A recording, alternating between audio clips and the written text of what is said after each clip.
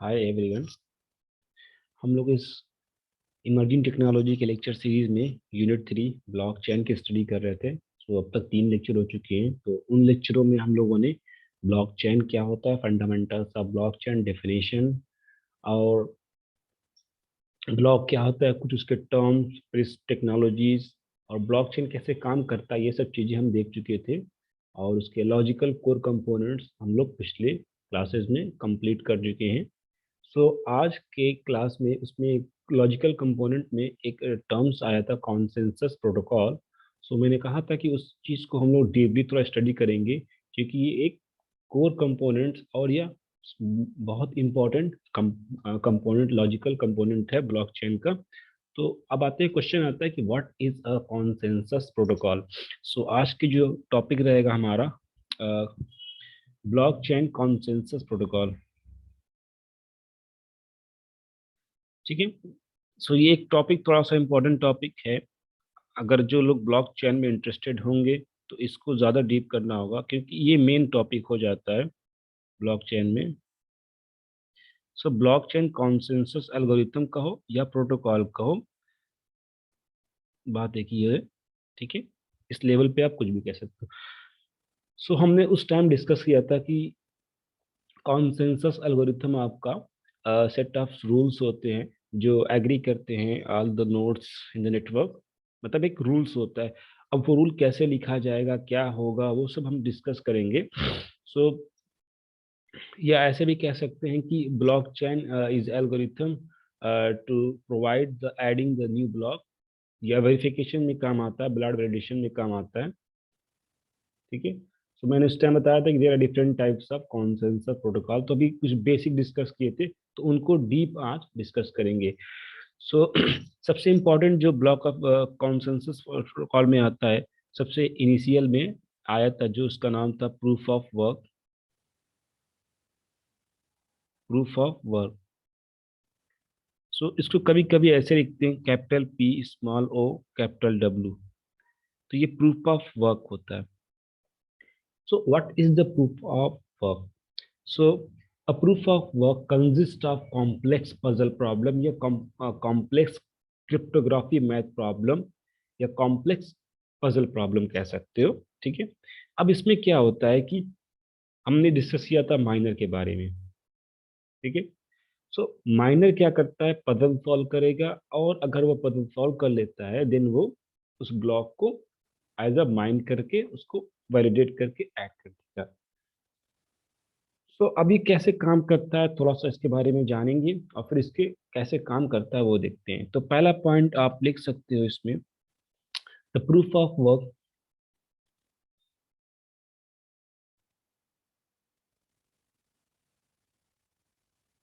Is consist of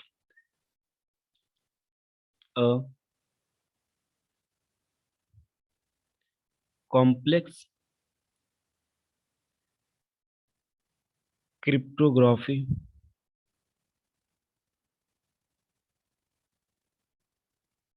math puzzle problem.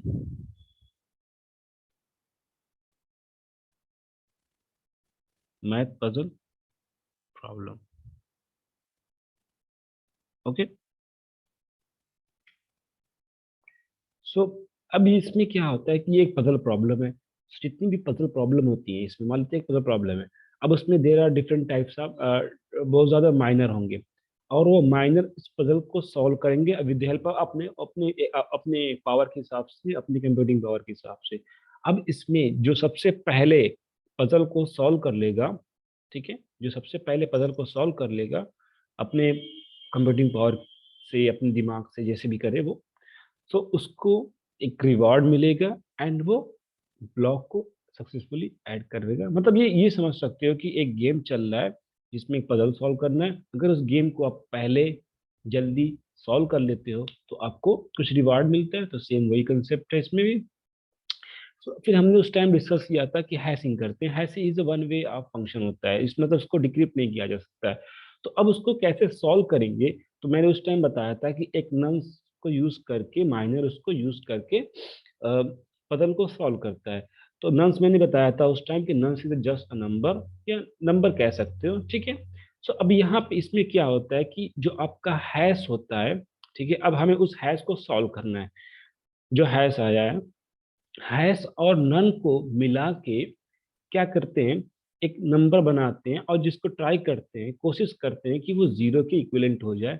क्योंकि आपको पता है जो हैशिंग होती है वो एक अक्सर मॉड के रूप में दिखाते हैं कि फिक्स लेंथ में, तो जब वो जीरो हो जाएगी मतलब जो हम नंबर ले रहे हैं उसके रिलेटेड कुछ हम लोग फाइंड कर पाएंगे। सो हम लोग यहाँ पे लिख सकते हैं। सो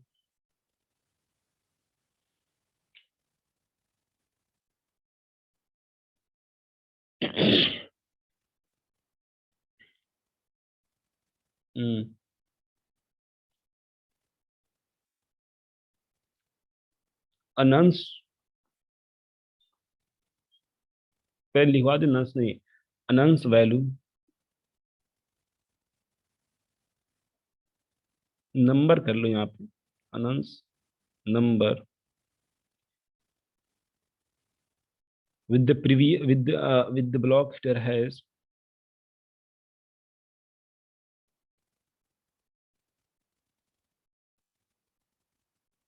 क्योंकि हमने बताया था हैशिंग हेडर का ही करते हैं, block header hash as SHA 256 generally होता है, एंड द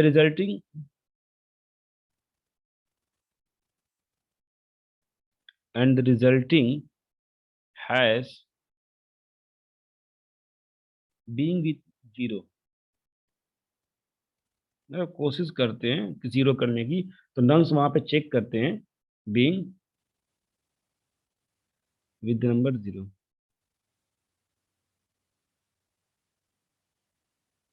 ठीक है। सो हमने कहा था वहां पे कि एक नंस एक नंबर होता है जिसको हम लोग चेंज करते हैं बार बार इस हैश प्रॉब्लम को सॉल्व करने के लिए, ठीक है।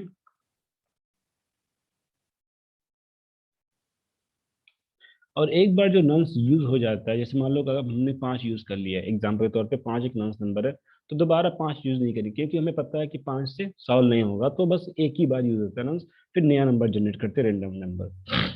सो अब इसकी वजह से क्या होता है कि आपके जो अब देखो एक ही, ये कह सकते हो कि गेस मेथड काम कर रहे हैं, हम गेस कर रहे हैं एक नंबर। सो इससे क्या होता है कि हमें एक ह्यूज कंप्यूटेशनल पावर चाहिए कि तुरंत नंबर जनरेट करो और तुरंत सॉल्व करो और फिर देखो कि वो उसके इक्वल है कि नहीं है। सो बहुत ज्यादा हमें नंबर जनरेट करना पड़ता है, huge amount of computation power चाहिए। सो इसको कह सकते हैं कि the work it required a huge amount of power. ऐसे कह सकते हो कि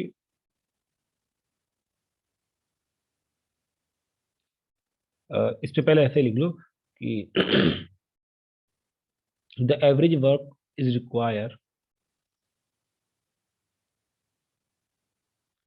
the average work, the average work required is exponentially, means बहुत ज्यादा, ये नहीं कि एक्सपोनेंशियली या exponential to the number zero.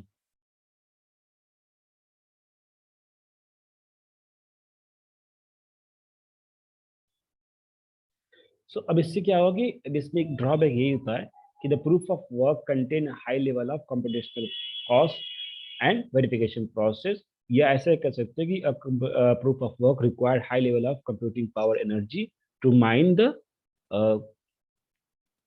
Block. So the proof of work contain,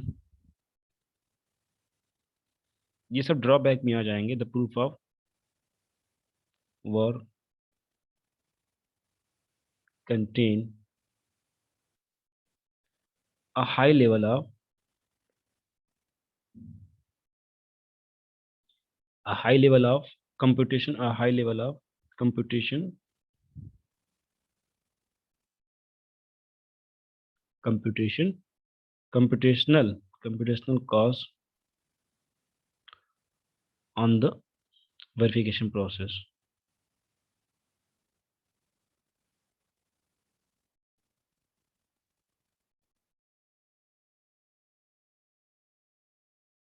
okay, या इसको ऐसे भी कह सकते हो कि the proof of work, the proof of work required huge amount of energy power for the computing क्या कहेंगे उसको, means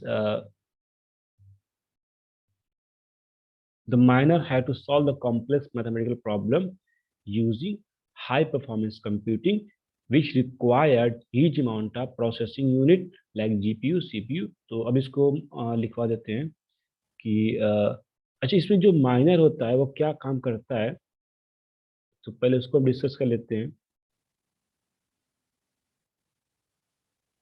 सो इसमें लिख लो कि अब देखो इसमें माइनर माइन करता है, मीन्स एक नोड होता है, हमने डिस्कस किया था माइनर क्या होता है।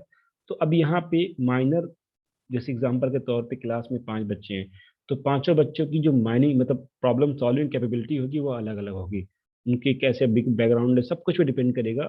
सो ऐसे भी जो अब यहाँ पे प्रॉब्लम सॉल्विंग की जो कंप्यूटेशनल पावर है वो डिपेंड करेगी माइनर पे। तो the computational process depend upon the computing power of the minor.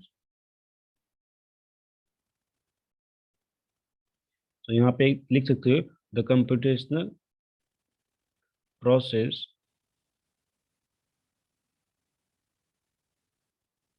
Depend upon the computing power. ठीक है, ऑब्वियसली बात है कि हर एक सबके पास, ठीक है। अब यहाँ पे जो जब प्रॉब्लम आती है तो अब यहाँ पे एक तो माइनर होगा नहीं सॉल्व करने की। जब जैसे कोई गेम कंपटीशन होता है तो देर आर डिफरेंट, बहुत ज्यादा लोग होते हैं जो गेम को कंप्लीट करते हैं, तो सिंगल माइनर नहीं होता। ठीक है, तो यहाँ पे लिख सकते हो कि the miner do not mine the individually, it mine in the way of collected या bunch of the block of the mining. ठीक है, तो ऐसे भी लिख सकते हो कि the minor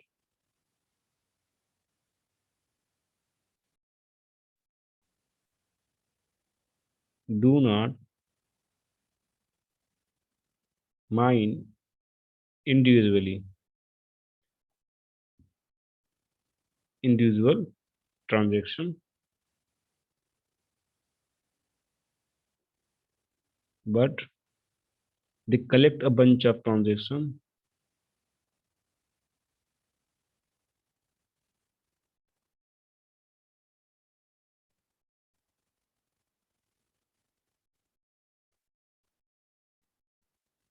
from a block and they mine that block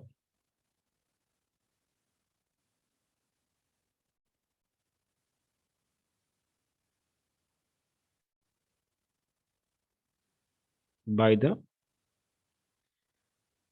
calculating the hash।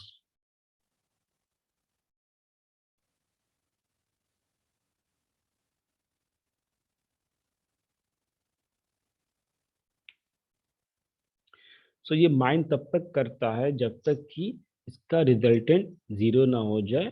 ठीक है, तो या उसके टारगेट वैल्यू से लो ना हो जाए। अभी एक ब्लॉक फ्लो डायग्राम से देखेंगे।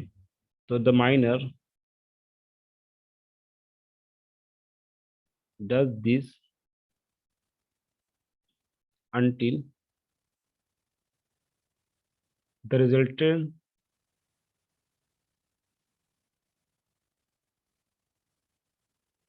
has become equal or lower to given target value, lower to given target value। Okay, so this is the first oldest proof of work, या first proof of a consensus algorithm which can use in the uh, Bitcoin। ठीक है, So proof of work is the oldest consensus mechanism that used in blockchain domain. Proof of work is oldest consensus protocol that used in the blockchain.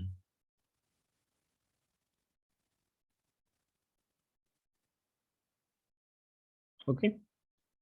So basically it developed, जिसने किया था इसका नाम था developed by Satoshi Nakamoto. It is developed by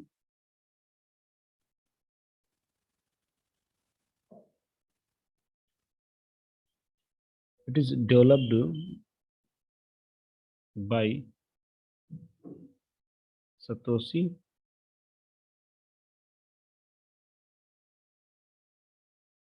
Nakamoto.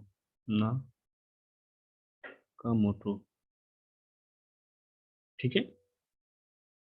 सो अब आते हैं ये कैसे प्रोसेस होता है, एक बार देख लेते हैं एक फ्लो डायग्राम के थ्रू.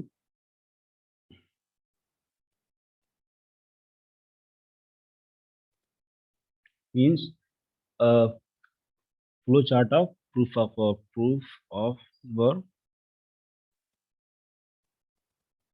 Flow chart. ठीक है. तो इसमें सबसे पहले क्या होगा, स्टार्ट होगा. आपको पता है फ्लो चार्ट कैसे बनता है. स्टार्ट. अब प्रपोज अ न्यू ब्लॉक. ठीक है, किसी ने प्रपोज किया होगा न्यू ब्लॉक का. प्रपोज इसी को तो हमें वैलिडेट करना है. अब वो कैसे होगा. अब यहाँ पे क्या होगा आपका कि combine hash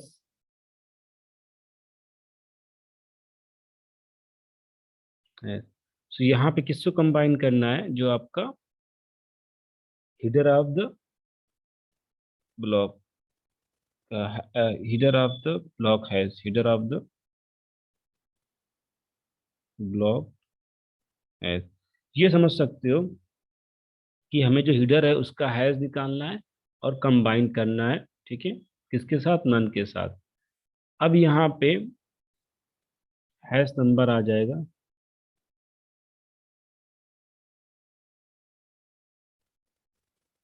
hash number.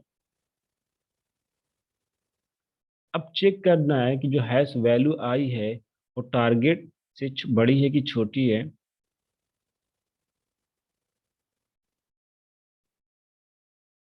Mean is hash value is greater then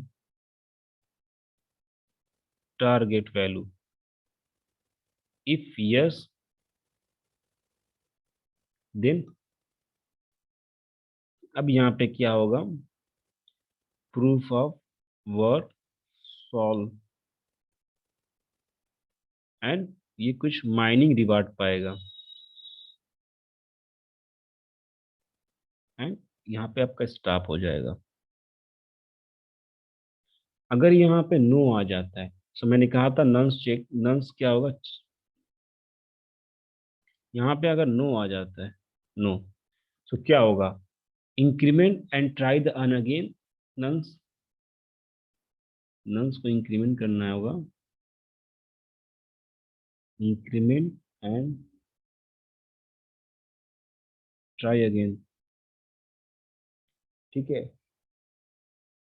फिर एक अनदर नंस को लेंगे यहाँ पे और इसके साथ प्रोसेस कर देंगे नंस. ठीक है. फिर इसके बाद प्रोसेस करेंगे, नया ऐड नंस लगाएंगे और उसके बाद देखेंगे कि वो प्रॉब्लम टारगेट वैल्यू से कम हो रहा है कि नहीं हो रहा है. तो this is a flow diagram of proof of work. तो इतना बेसिक है प्रूफ ऑफ वर्क में. अब हम आते हैं नेक्स्ट कॉन्सेंसस प्रोटोकॉल में, प्रूफ ऑफ स्टैक में. So what is the proof of stack? There are second types. हम ऑलरेडी डिस्कस कर चुके हैं, 3 टाइप के हमने बताया था, तो तीनों को वन वन करके देख लेंगे। सेकेंड है प्रूफ ऑफ स्टैक। सो इस सेकेंड वाले में, पहले वाले में कुछ मॉडिफिकेशन किया गया। अब देखो, पहले वाले में क्या था, सबसे पहले ड्रॉबैक थी किया कि कंप्यूटेशनल पावर चाहिए। तो कंप्यूटेशनल पावर बनाते कैसे हैं? तो कंप्यूटेशनल पावर बनाने के लिए हमें बहुत ज़्यादा जीपीयू खरीदना पड़ेगा, हाई परफॉर्मेंस कंप्यूटिंग खरीदना पड़ेगा, परचेजिंग करनी पड़ेगी। तो अभी एक रिसेंट में न्यूज़ पढ़ रहा था, उसने 64 या 32 जीपी लगा के माइनिंग करता था। अब सोच सकते हो तो अगर एक जीपी 1 लाख रुपए का है तो 32 लाख रुपए लगा के प्रोसेस करना है, तो हर एक यूजर के लिए फिजिबल नहीं था। तो इस ड्रॉबैक को रिड्यूस करने के लिए कि विदाउट कंप्यूटेशनल पावर के सबको इक्वल चांस दिया जाए, मीन्स जैसे पावर से मैटर ना करे, तो इन्होंने क्या किया कि उस प्रॉब्लम को रिजॉल्व करने के लिए इन्होंने एक स्टैक बना दिया। और स्टैक में इन्होंने क्या किया कि आप अपनी बिटकॉइन जो है उस पर स्टैक कर दो, होल्ड कर दो। ठीक है, फिर उसमें जब वो होल्ड करते थे तो आपने उस बिटकॉइन को जब तक होल्ड रखोगे उस पर, फिर बिटकॉइन को यूज नहीं कर पाओगे किसी काम के लिए। तो जितने दिन होल्ड रखते हो तो उस पर बिटकॉइन का एज बनता था, मतलब what is the age of bitcoin, इसको स्टैटिक स्टैकिंग भी कहते हैं। सो अब यहाँ पे क्या होता था कि बिटकॉइन को मान लो स्टैक में रख दिया, ठीक है, स्टैक में रख दिया, तो अब उसके बाद क्या होगा कि अब मान लेते हैं 10 कॉइन को हमने स्टैक में रख दिया 10 दिन के लिए, तो एग्जांपल ले रहे हैं, तो 10 दिन तक रखा, तो हर एक बिटकॉइन की जो एज हो जाएगी वो 10 into 10, तो बिटकॉइन की जो एज हो जाएगी 100 हो जाएगी, 100 यूनिट। अब इसमें क्या हो रहा है कि उस बिटकॉइन की एज के हिसाब से वो प्रॉब्लम को सॉल्व करते हैं। तो आते हैं प्रूफ ऑफ स्टैक। तो proof of stack is the most basic and environmental friendly consensus protocol. It is the alternate of the proof of work, क्योंकि इसमें 2 या 3 स्टेप चेंज किए गए हैं प्रूफ ऑफ वर्क से। जहाँ पे माइनिंग में पावर जनरेट था वो वहाँ पे चेंज हुआ है, थोड़ी चीजें और चेंज हुई है। सो पहला पॉइंट इसको लिख सकते हो कि proof of stake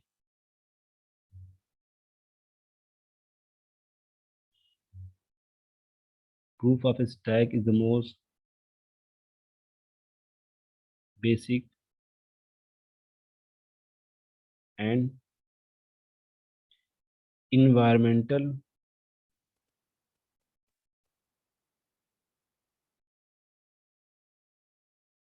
environmentally friendly। ऐसा क्यों कह रहे हैं? क्योंकि ये सबको बराबर चांस देता है, friendly protocol. Second point, it is a al- it is a alternative of proof of work, या simply we say it is a modified some step in proof of work। ठीक है,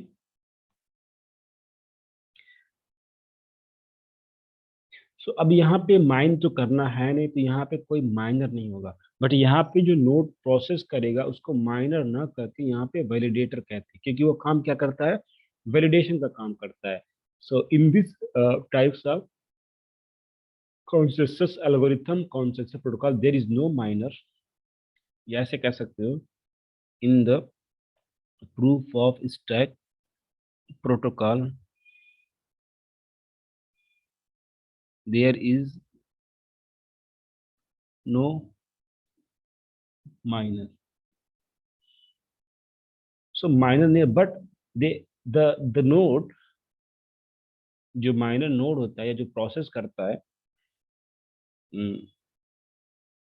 but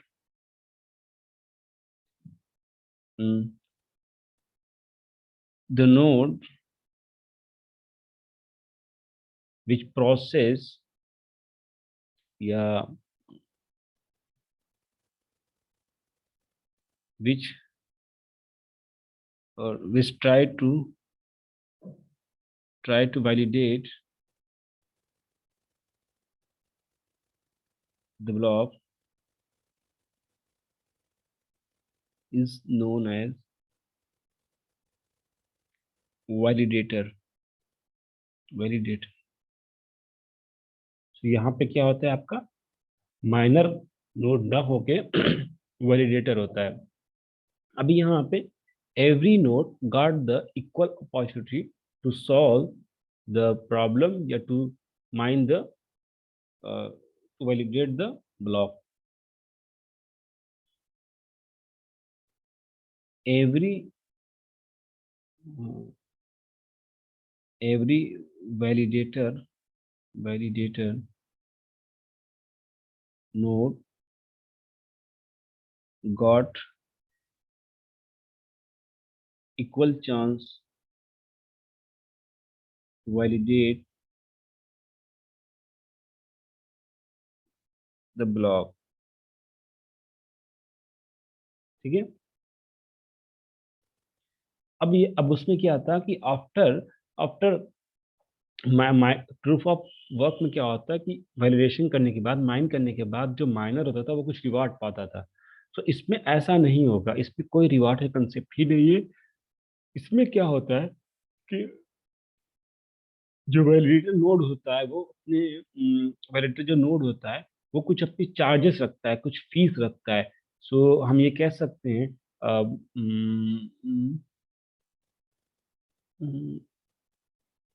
every validator take their transaction fees. तो अभी every validator node get equal chance. अब देखो इस chance की वजह से क्या हो गया कि यहाँ पे माइनिंग करना नहीं है। सो यहाँ पे कोई मतलब एनर्जी कंजप्शन नहीं होता है। तो ऐसे कर सकते हैं,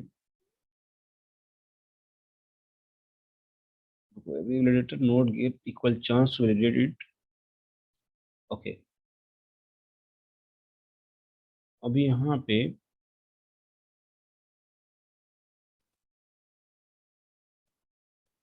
द वैलिडेटर नोड एक लाइन लिख लो, याद आ, the validator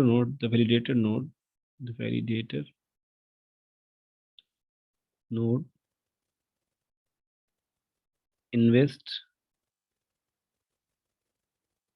some amount of money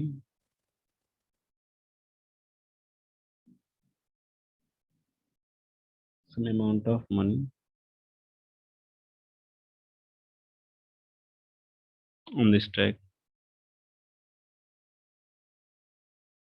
ये तो हमने पहले एक बार डिस्कस कर चुके हैं कि इस ट्रैक में कुछ पैसे रखेंगे तो उसकी एजिंग होती है। ठीक है। So the the validator node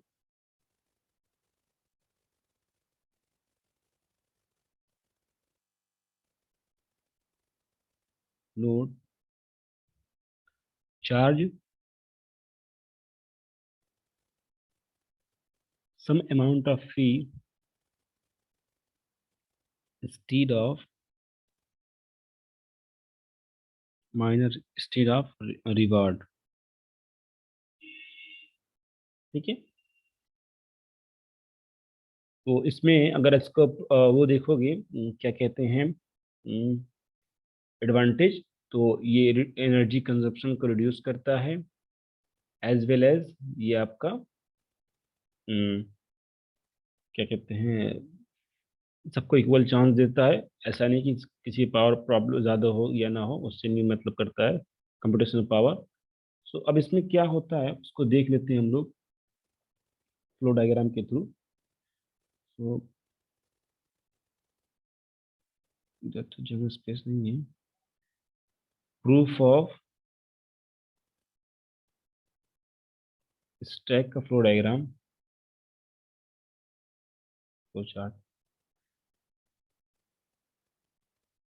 जैसे उसमें हिडर आते हैं तो create a block header as a input करेंगे, मतलब स्टार्ट करेंगे। अब यहाँ पे ब्लॉक हिडर होगा।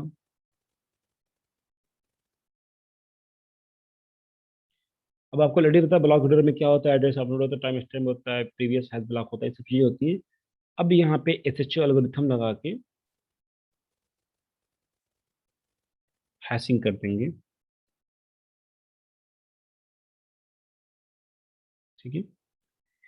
अब जैसे ब्लॉक हैश आ जाएगा, यहाँ पे ब्लॉक हैश आ जाएगा, और यहाँ पे अब कॉइन की एज चेक करेंगे।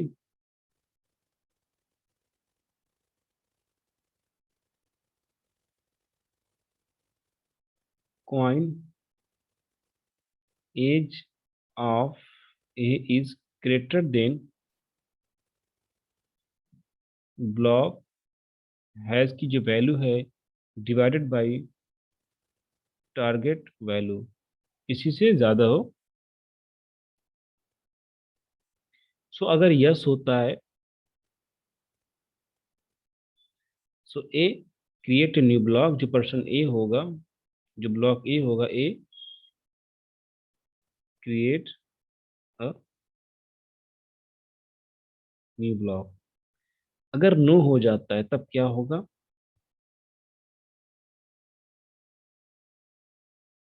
अब ए वेट करेगा फॉर नेक्स्ट राउंड के लिए, क्योंकि जब तक उसके टाइम के साथ ही तो बढ़ेगा वो एज उसकी। A wait for a next round competition. So हम लोग अभी तक दो प्रूफ ऑफ स्टैक और प्रूफ ऑफ वर्क देख लिए हैं। अब थोड़ा बेसिक है, कुछ एक आध दो को देखेंगे।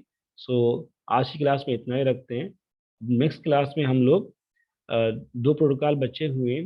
एक प्रूफ ऑफ अथॉरिटी है, वो भी थोड़ा सा बेसिक डिस्कस कर लेंगे, इतना इंपॉर्टेंट नहीं है। फिर बाइजेंटाइन फॉल्ट टॉलरेंस है, उसके बारे में। फिर उसके बाद हम लोग टाइप्स ऑफ ब्लॉक चेन बचा है हुआ है। ठीक है। फिर उसके बाद हम लोग आगे कोशिश करेंगे लेजर, फिर स्मार्ट कॉन्ट्रैक्ट, फिर यूज केसेस, क्रिप्टो करेंसी, ये सब बची हुई है। So thank you. ओके।